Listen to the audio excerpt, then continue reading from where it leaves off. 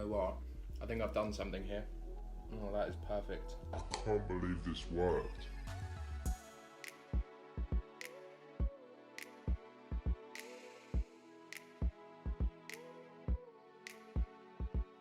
Welcome back to Vegan Food at Home, aiming to bring you quick and easy recipes that you can master in your own home. I'll tell you a little bit about the dish that we've got going on today in just a moment, but if you haven't subscribed to my channel already, head down to that red subscribe button and just give me a follow. I'm aiming for 100 subscribers, so let's do it.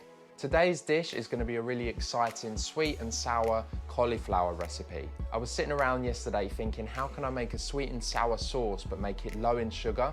So I've come up with an idea. I haven't tried it yet, but I do have a secret ingredient, so stick around to see what that might be. So I did promise quick and easy today, so it's going to be exactly that. We're going to throw everything into a blender. It's going to be super easy. Let's do it. Take your blender jug. I've already got some water inside of there. I'm going to add some arrowroot powder. I'm going to add a whole garlic clove. I've also got a whole chili as well. I'm just going to pull the little green stalk off. And this is a dried chili that I've got here. I've got some tomato paste as well. Pinch of salt, pinch of pepper here as well. And I'm going to take some vinegar as well. And of course, some soy sauce. I'm gonna run and get my secret ingredient. I'm gonna blend this up and see how it turns out. Sauce is all blended. Let's open that up. Oh, delicious. Let's hope this works. Let me leave that to one side. I'm just gonna quickly chop up my cauliflower. I'm gonna start by pulling off the largest pieces. And then when you get to the smaller pieces at the top, just take a sharp knife and just try and ease them out. Not that difficult at all. And any that look a little bit too large, you can just chop those up. Wonderful, that should take you about 30 seconds. I'm gonna place these into my steamer. If you don't have a steamer, you can just use a colander on the top of a big pan of hot water. Steaming the veg allows me to limit the amount of oil that I'm using in this recipe, and I think this is really gonna match with the low sugar, healthy aspect of this recipe. Okay, perfect, the cauliflower's in the steamer. Let me know down in the comments if you've got any idea what my secret ingredient might be today. Okay, perfect, the cauliflower's nice and steamed up. What I'm gonna do is place this wonderful sauce all over the top, and look at that sauce. Oh yeah. Stir it around and make sure the cauliflower has a really good coating. Oh, I can smell that special ingredient. Does anyone guess what it is yet? Let's fry these up. I'll give them a taste and then I'll let you know what that ingredient is. Like I said before, I did want to limit the amount of oil that I was using in this recipe, so I'm going to use a touch of toasted sesame seed, probably about a teaspoon, and I'll chuck that into the pan right now. And I've placed my pan on to make sure it was nice and hot, and you can already hear that oil sizzling away. Take that delicious looking cauliflower and just tip it in, and you'll hear that lovely, lovely sizzling. Give that a bit of a shake. Now the idea of cooking this is obviously to thicken up the natural sugars that are inside of this special ingredient. And there's a very, very small amount of sugar in some of the things that you'll use, such as tomato paste, soy sauce, and I mean really minimal amounts. If you're looking for a near sugar-free dish, this definitely falls into that category. Now, whilst your cauliflower is cooking, it should be fine just to shake that pan a few times every couple of minutes. Don't touch it too much. Do allow it to get really, really hot in that pan and cook properly on the outside. Whilst the cauliflower is cooking, I'm just going to show you how I serve up my rice. So what I've done, I've cooked up some white rice here. I've placed it in a bowl, tipped it upside down, and you just get that lovely kind of restaurant style effect with your rice. This portion here is half a cup of rice with 1 cup of water. Make sure you rinse the rice in a sieve before you place it into the pan.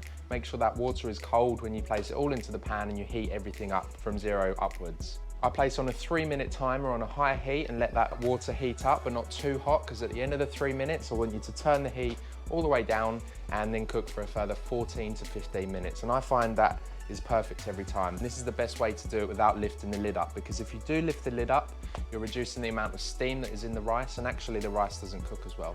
A really important thing to do at the end of the 14 to 15 minutes is actually take it off the stove. Do not remove the lid and just allow it to sit by the side and steam. And it will stay warm 20 to 30 minutes before you serve up and whilst you make your cauliflower. So you're probably wondering what my secret ingredient was. Can anyone guess what it is?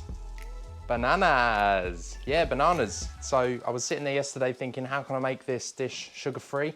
I know that bananas are packed full of natural sugars and that sort of thing. This dish is bringing a sweetness that you kind of require from a sweet and sour sauce, hence the name. These little beauties here give you everything you need. So by the look and the sound of that cauliflower, I think it's done. Let's plate it up. Let's give it a try. These look absolutely wonderful. Now I'm gonna plate this up and make it look a little bit fancy just because it's such a quick and easy meal.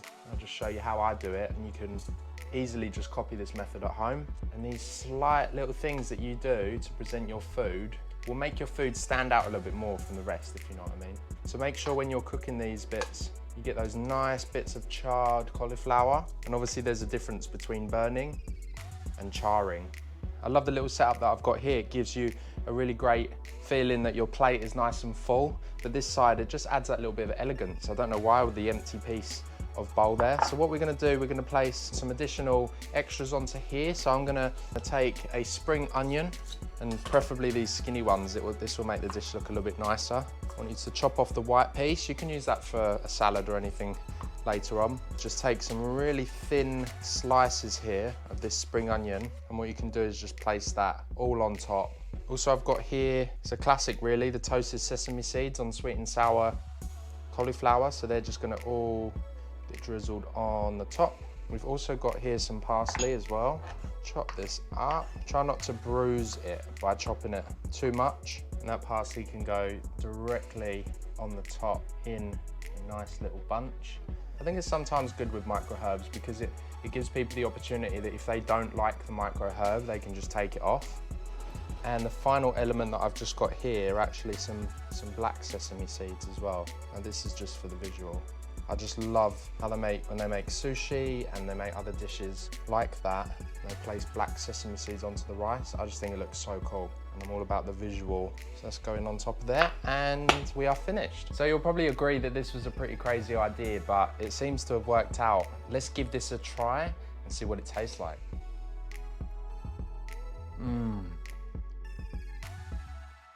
You know what?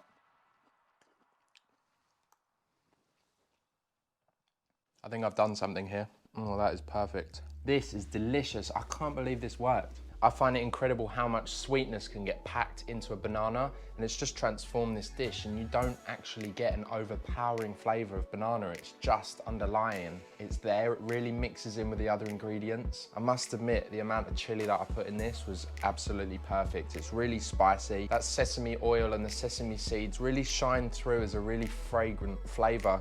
Those herbs go great on top to freshen things up, and of course, the rice as a palate cleanser. Everything in this dish works perfectly. Just bear in mind, I have used a small cauliflower and this is pretty good for one portion for me. If you wanted to stretch this out and have it for 2 people, you probably could, just double your rice recipes. If you want to make more sauce, you can always double the amount of sauce to make it really, really saucy. But actually, I recommend it like this. It's super easy to eat. That sauce goes nice and sticky and sticks to the outside of the cauliflower. And I think this recipe just gives you something slightly different to a over sweetened sweet and sour sauce, if that makes sense. I'm gonna have to post this one. Perfect. Let's go into Instagram. If you did want to follow my Instagram, head over to the channel and click the little link. You can find it just there. I've really enjoyed bringing this really quick, simple and easy recipe for you guys today. I hope it inspires you to create your own things at home. This is the kind of delicious food that you can make yourself, but it still be healthy, it still be low in sugar, and it still be all those good things. We're growing a lot of cauliflowers in the garden at the moment, so hopefully I'm going to bring a lot more cauliflower recipes to you like this. I look forward to it. Leave a thumbs up and leave a comment down below, that would be fantastic. If you haven't already subscribed to my channel, click the red subscribe button and subscribe for more quick and easy videos like this one today. I'm aiming for 100 subscribers as my next target, so help me out. Take care of yourself, eat some delicious cauliflower, and I'll see you next time. Thanks very much.